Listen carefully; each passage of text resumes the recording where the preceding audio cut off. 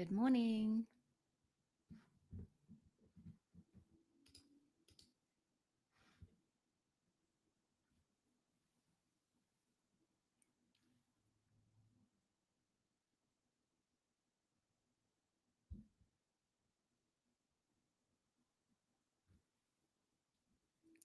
Good morning. Happy Saturday, everybody. How is your weekend going?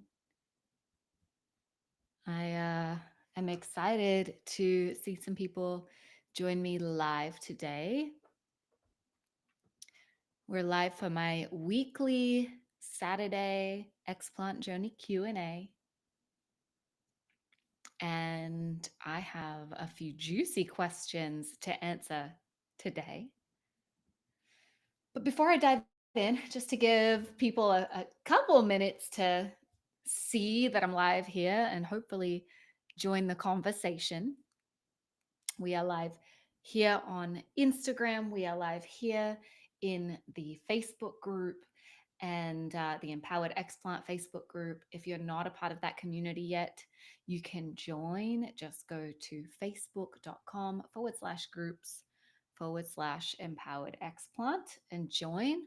You could actually even just go to community.empoweredexplant.com and that'll take you straight to the group. So, yeah, if you are a woman anywhere on her explant journey, um, you might still have breast implants and be researching explant surgery. You might already be well on your way to having them removed. You might already be on the other side, like me, and uh, and moving through your healing journey. But you are welcome in the Empowered Explant Facebook group, and I'm excited to see you in there. But I also love being able to stream on Instagram as well for everyone that might catch us there. And when you join me, say hello. Let me know where you're joining from. That would be awesome. Say hi so that I don't feel like I'm talking to myself the whole time. I love this to be a conversation. It is a Q&A, so feel free to ask questions. If you have anything that's weighing on you, drop your thoughts. Anything really. I'm open to it, and let's have a really fun conversation today. If you are catching the replay, drop replay in the comments because I would love to know that you have been here, you have watched this, um, and say hi. That would be really cool. All right, so I'm going to dive in. And I was just having a funny little thought. I'm a little bit tired this morning. I stayed up watching um some Netflix last night, which is very rare for me. A lot of my friends know like I barely watch TV, but I finished the Martha Stewart documentary, which was so good. Oh my goodness. If you have not seen that, I highly recommend it. That had me crying. And then I was like, all right, I'm going to do some work. So I had my laptop on my lap, Friday night vibes, but I still wanted something in the background. So I put on a home renovation series that's on Netflix. Oh my gosh, it was so good. I binge watched 3 episodes and I couldn't switch it off. It was so entertaining and it was so good. And it had me in tears because the transformations for these amazing families was, I don't know, it was just so powerful. So, anyway, I'm a little bit sleepy. And that is why. Um, it's not like I was out partying, but I was getting some good couch time in, which was actually really nice. Okay, that's enough of all that. Let's talk explant surgery. Um, okay, so the first question that I've got 3 really good questions that have come in that I'm going to answer today. If you have more questions, you can drop them here in the comments if you are here with me live. if you're watching the replay, you can drop the comments. You can drop your questions in the comments as well. You can DM me your questions and I will answer them on next week's live. But just know that next week will be my last live Q&A for this year because it's holiday season and I figure everyone is busy with that. But it doesn't mean you can't get your questions answered or you can't come to me with questions. I mean, I'm still here. I'm just not going to be going live every Saturday morning during December. So, with that said, the first question is I just had my surgery a few days ago. Cool, congratulations. Can I lift my baby? Oh, mama, mama, mama. Did your surgeon say you can lift your baby? That's my first question back to you. There are different types of explant surgeries with slightly different healing times, and surgeons have different healing protocols and instructions. So it's important to follow your surgeon's advice. And if your surgeon didn't give you instructions for your recovery, I don't know what to say to you, but you need to ask them for it. They should give you instructions for your recovery quite clearly. So you should always be asking your surgeon questions if you're not sure, especially when it comes to your recovery, because it's just so important. It's such an important time of your healing. Um, that said, based on my knowledge and experience, the answer would be no, you can't lift your baby yet. And I'll talk a little bit more about the instructions that I was given. But I think, what I see sometimes is people getting given instructions pretty clearly by their surgeon and then going into the Facebook groups to try and find an alternative, like somebody else validating your reason for going against your surgeon's instructions. And I'm not saying that all surgeons are perfect and all of their instructions are perfect. There's definitely things in my protocols that I've added in. But for the most part, your surgeon knows, especially if they're a good surgeon and they are experienced in explant surgery and you trust them, their instructions for your post op should be followed. And going into Facebook groups to essentially find a loophole isn't the best thing that you should be doing.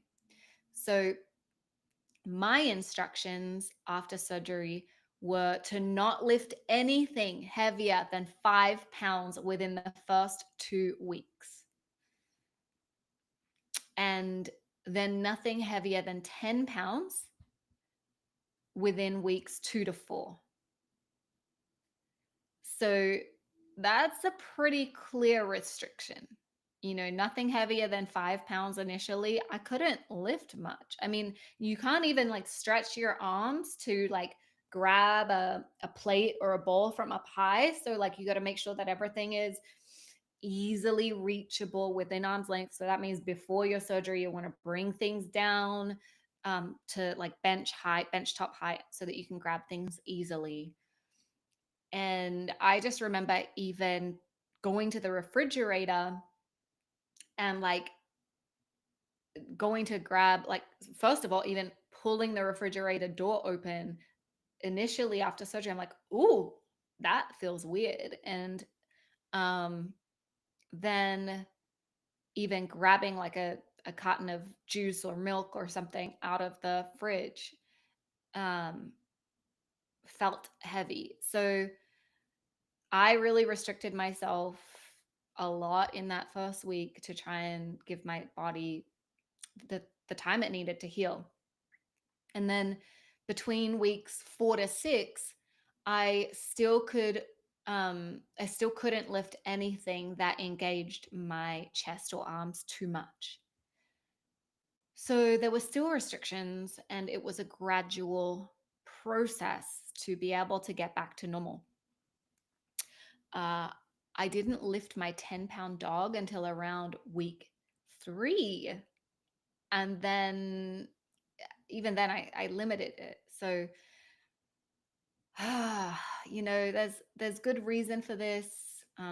You've just had major surgery, like a major, major surgery. And even if you feel great, which I can relate to, oh my gosh, I remember having so much energy after surgery and actually feeling, other than like the clear discomfort because I had just had a major surgery. But I remember feeling so energized and better ultimately, like all my joint pain had gone, and um, my brain had cleared. And so I remembered feeling better than I did before surgery. And I'm like, oh my gosh, I feel great. But even though you might feel great, your body still has some major healing to do. Overuse can quickly turn into a seroma or a hematoma, which may require either needle drainage or reoperation. Not fun, not things that you want to go through. You could also negatively impact your incisions, your scars, your muscle healing, and your aesthetic results. So, like, if you have a baby or small child, plan on not lifting them. I know that's tough. I don't have a child yet. So I can only imagine how difficult that would be. But it's just not worth it. Like, you've come to this point of explanting, and I'm sure that you want to get the best results that you possibly can. So you need to make the plans to allow your body time to recover. You will need to call on some help and support. Asking for help is not easy, especially if you're like the independent type that doesn't usually ever ask for help. I relate to that. And this journey is humbling. So humbling. So be prepared to ask for help. And if you don't have anyone close by, maybe you don't have family close by, maybe you don't have a partner, you might need to hire help or ask for help at your local church or community center. There are places, there are resources, and you have to open your mind up to creative possibilities and the bravery, the courage to ask for help. I recommend listening to Empowered Explant podcast number 45, which is What to Expect During Your Explant Recovery. Alrighty, next question. And I hope that that was helpful, by the way. I know it was a little bit of tough love, but it's only because I want you to have the best results possible. And I don't want you to have to extend your recovery time because you've done too much. It's really not worth it. It's not worth the risk, the potential financial implications. All right, I'll stop ranting. What anti-inflammatory foods should I be eating? This is the next question. And yay, I am so excited to see someone asking this question because an anti-inflammatory diet is so important in preparing your body for surgery and in surgery recovery. I have an entire podcast episode about an anti-inflammatory diet and foods that I recommend. So you should definitely listen to that episode. It's episode 58. It's called The Ultimate Anti-Inflammatory Diet for Explant Surgery. I also have a free cheat sheet that you can download of what foods to eat and not eat when you're following an anti-inflammatory protocol. If you want that list, just comment "eat list" That could be one word. You can put it as one word. You can put it as two words. Just eat list.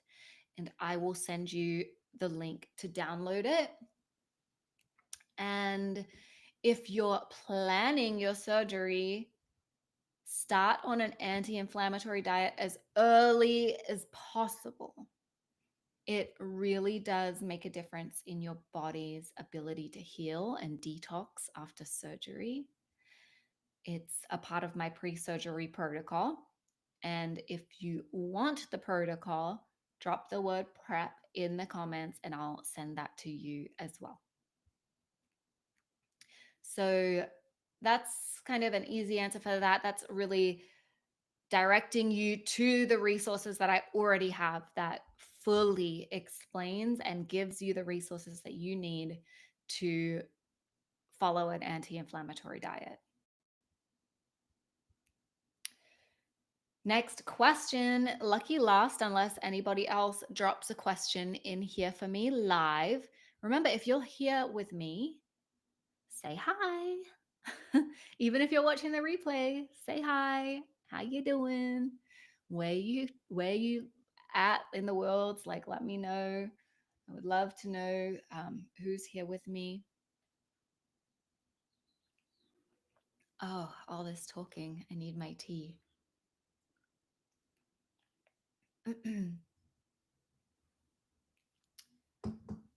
All right, question 3. What helps you through the first few weeks after surgery when you're feeling discouraged about what you see in the mirror? Just a little bit of context here without telling too much about this lovely lady's story, but um, she's had her surgery and feeling just a little bit down about what she's seeing in the mirror, which is, I just want to say, completely normal because, like, and this isn't the case for everybody. I think I talked about this last week, but like for me, I get it. When I first looked in the mirror, I was like, whoa, whoa, things didn't look pretty. They kind of look squished and wrinkly and like empty. And it was a lot for my brain to process. And that first few weeks, yeah, there's some adjustments and some like changes, but it's still very early in the process. So it can be really challenging emotionally for the first few weeks, even the first few months. And it can be a huge test of your self worth and your self love. So I've got 5 recommendations for you here. 5 things that can really help you in that early stage of finding acceptance and finding optimism when you're feeling discouraged. One of the most powerful things you can do is love yourself, even in the moment that you don't like what you see. And both things can be true. This kind of goes for anything body image wise, right? Like we can look at something in the mirror and be like, I don't really like that, but you can still love yourself. And that is super important. So, how you show up for yourself and talk to yourself matters here. It matters so much. Can you give yourself unconditional love and show yourself that you are worthy? If your child or family member or loved one had surgery or was in an accident and had some physical healing to do, would you still love them? How would you speak to them? Would you be encouraging and uplifting? And how does the way that you're talking to yourself on a daily basis right now, how does that measure up against how you would treat a loved one if it was them going through this?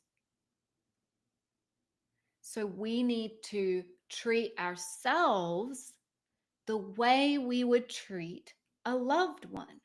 And it's not toxic positivity, as in like ignoring that there's healing to do, ignoring that there is something that you're feeling discomfort around, but you can still be encouraging and uplifting and optimistic and loving to yourself at the same time. So that is just something that I wanted to point out here. And I think that really paying attention to how we're talking to ourselves and using that frame of like, okay, if this was a loved one, if this was my best friend, how would I be addressing this situation? How would I be talking to them? And try and do your best to talk to yourself in that way, in a supportive, optimistic tone. So that's the first thing. Number two would be reminding yourself that this is a long journey. You got to give your body up to 12 months of healing space and time to see those final results. And how you care for your breasts that entire time matters. So there's an element of responsibility on your part here too. I talked about what I did to heal my scars and breasts in last week's Q&A. So I recommend listening to that replay, that recording. Um, and then I also have an episode on the podcast about how to help your breasts heal and fluff. So listen to that one too, okay? Listen to both of those things because I talk about my whole how I showed up for my breasts and my scars and my body after surgery. And the more that you show your body you're committed to its healing, the better you will feel. The more you do that, the better your body heals.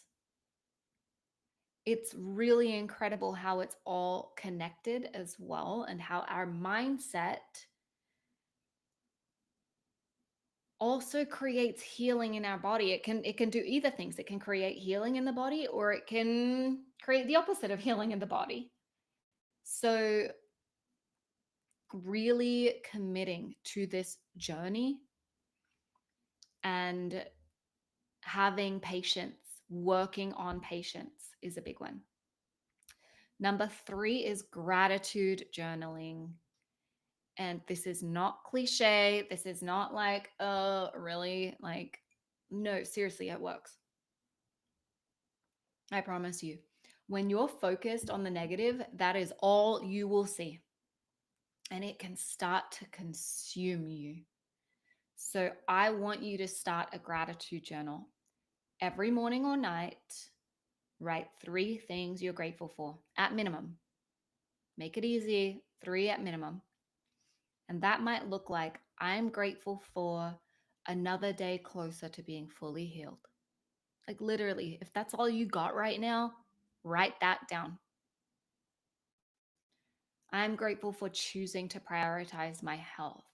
I'm grateful for being brave, for the surgeon who got me through surgery safely, the nutritious food I ate today, my body's ability to heal and repair. I'm grateful for being able to breathe deeply again. I'm grateful for how connected I am to my body. I'm grateful for following my intuition. I'm grateful for whatever it is, feeling lighter, healthier, sleeping comfortably again, running again, being pain free. I'm grateful for the lessons I've learned on this journey. Gratitude is powerful, and it can really help get you out of that funk. It can help get you out of that discouraged, down place. And this is a tool that you can use for the rest of your life, in everything, in every part of your life. It just helps also like bring you back to that other perspective of like, wow, I have learned a lot on this journey. Wow, like even though I might have regrets or I might have things that I don't feel great about, or I'm still healing, or I'm still working on, there are good things that I can be grateful for every day. And I want you to just really, really lean into that, because the more we stay connected to the good, and the more we stay connected to our why, and the positive lessons that can come out of this, um, the better we feel, and that once again translates into our healing and our body's ability to heal and repair. My fourth thought on this is a fun one. It's to create a healing calendar. Use a calendar, preferably a physical one, right? That you can stick on your wall, or hang on your wall, to set assessment milestones at 3 months, 6 months, 9 months, and 12 months. Okay. Circle those dates on the calendar. Now, all the days in between that, you don't assess, you don't judge, you don't worry about your results, but you do show up for yourself daily. So each day that passes, draw a little love heart that signifies that you're a day closer in your healing journey, and that you showed up for yourself with love today. You nourished your body, you massaged your breasts and your scars, you exercised, you repeated an affirmation, you followed your detox protocol, whatever it is. Okay? This way, you control what you can and you surrender the rest. I'm saying that again. That's my favorite mantra on this journey. Seriously, I don't know. I need like a t-shirt with that on it or something, because I say it all the time. But it's true. And on those milestone days, so every 90 days that you've marked on your calendar, you assess your healing, but not from a place of judgment, okay? But from a place of like, okay, how have my breasts improved over the last 90 days? How has my health improved? How have I been showing up for myself? Is there something that I have been doing that's been going really well? Is there something that I haven't really been doing that I should be doing more of? How many symptoms have cleared up? What do I notice that I'd like to work on? And what can I do that's within my control to support that? What resources might I need? What support or help or guidance might I need? Who do I need to contact about this? What do I need to look into? And what do I need to surrender right now? Like, what isn't feeling good that I just need to surrender? I don't have control over that. And I'm going to surrender that up and let go of that, so that I can focus back on pouring into myself and controlling what I can. And so I just really like this, because it just keeps you focused on like, I think it's almost like a mind trick. It's a way of creating psychological space for yourself. I think when we don't have dates set on the calendar, we can get to that place of like assessing and judging every day and being like, oh, I'm not healed yet. It's like, you only just looked at that yesterday. How do you expect it to look different today? Or like a week later?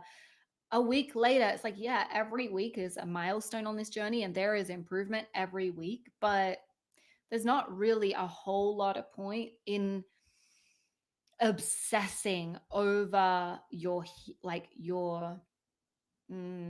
physical aesthetic transformation week over week.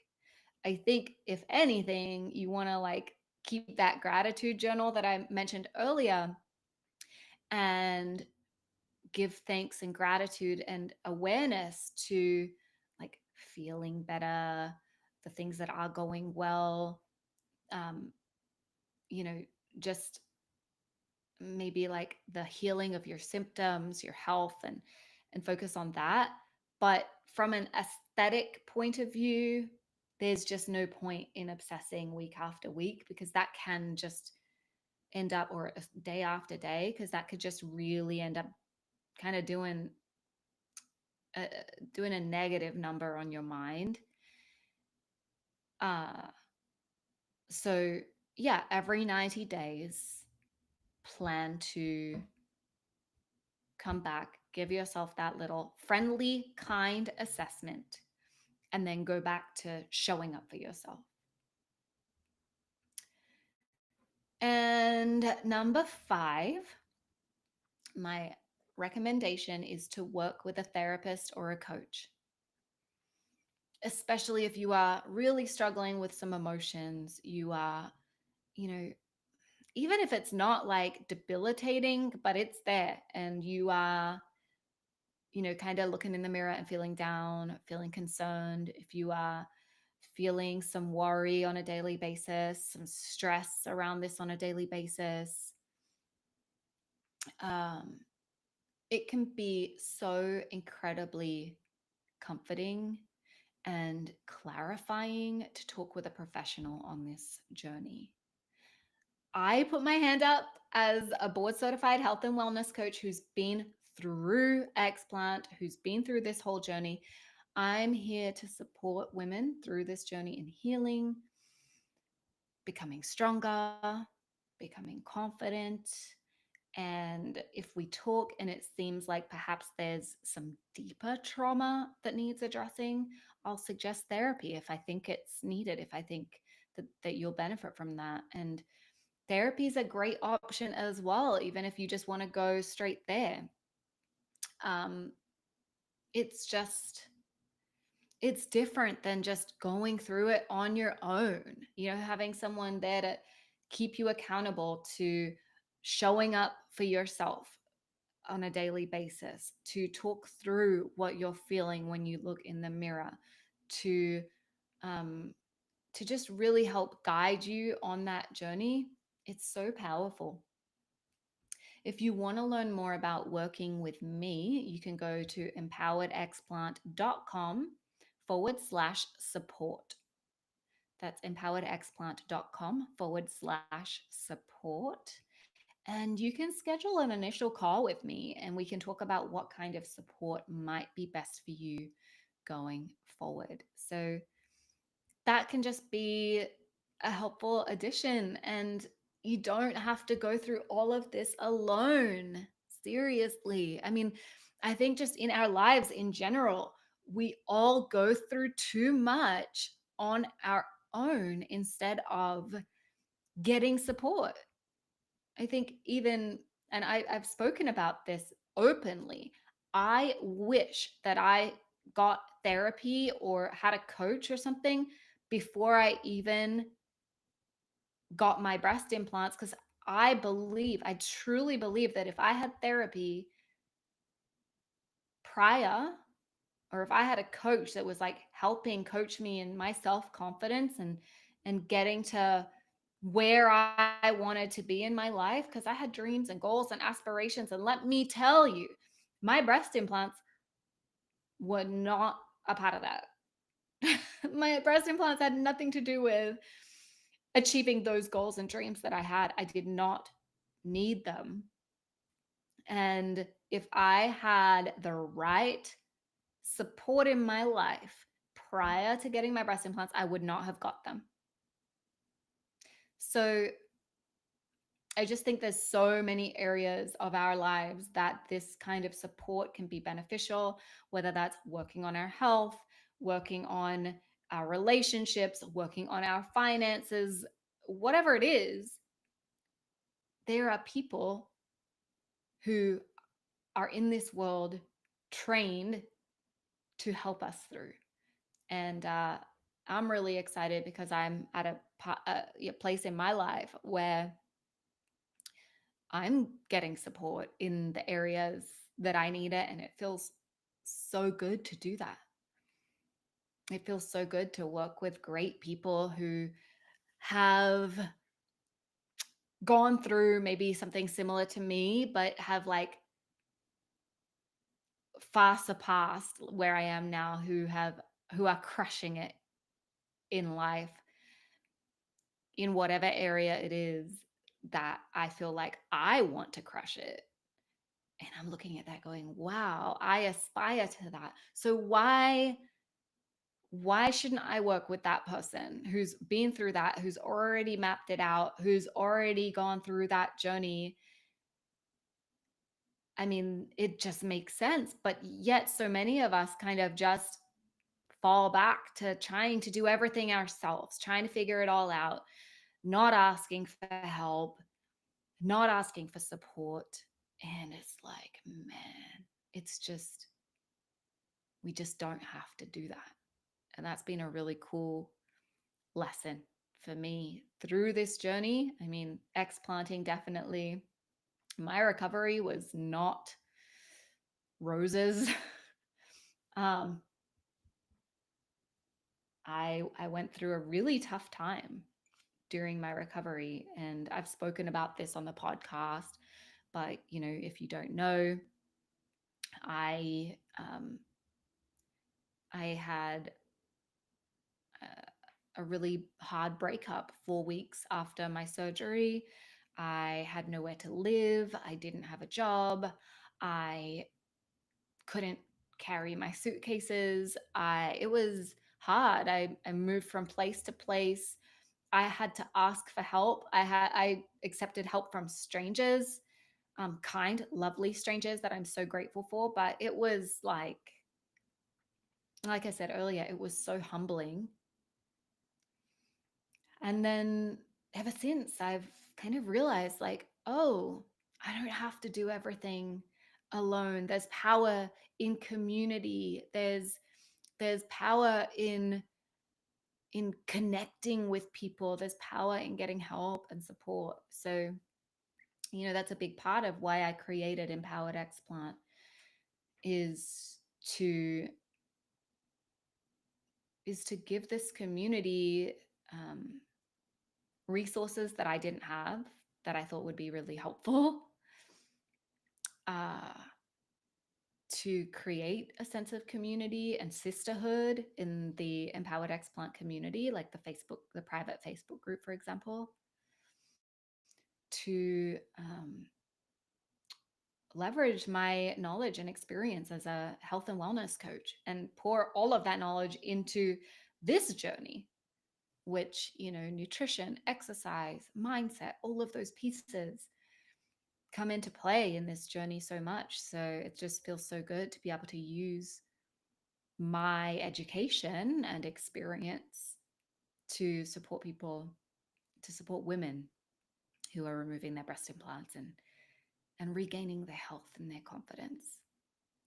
And so Empowered Explant is a special place. Lean in, DM me if you have questions, reach out if you need extra support. Go to the Empowered Explant website, go to the resources page. That's empoweredexplant.com/resources. Go and dive in there. There's lots of great free resources.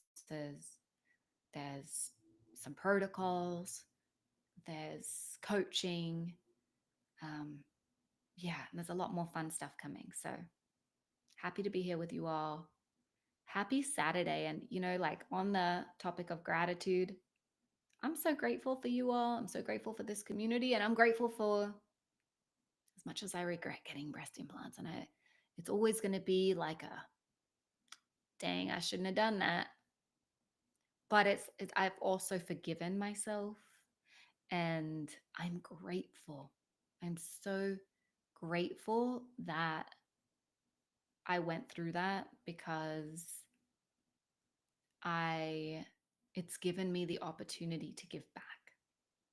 It's given me the opportunity to use my health and wellness education in an area where it's really needed, and gave me the opportunity to guide my mom to get her implants removed and get her health back. So many reasons why I'm grateful for this journey, grateful for you. And I just hope that you all have a beautiful Thanksgiving. To those who are recovering from explant surgery over Thanksgiving, I get it. I was there 3 years ago. Just take it easy, get someone else to do the cooking, and just sit tight and eat some good food. Get fed. Enjoy being served and treated and receiving, because you deserve it. All right. Happy Thanksgiving, all. I'll see you here next week for the final live Q&A of 2024.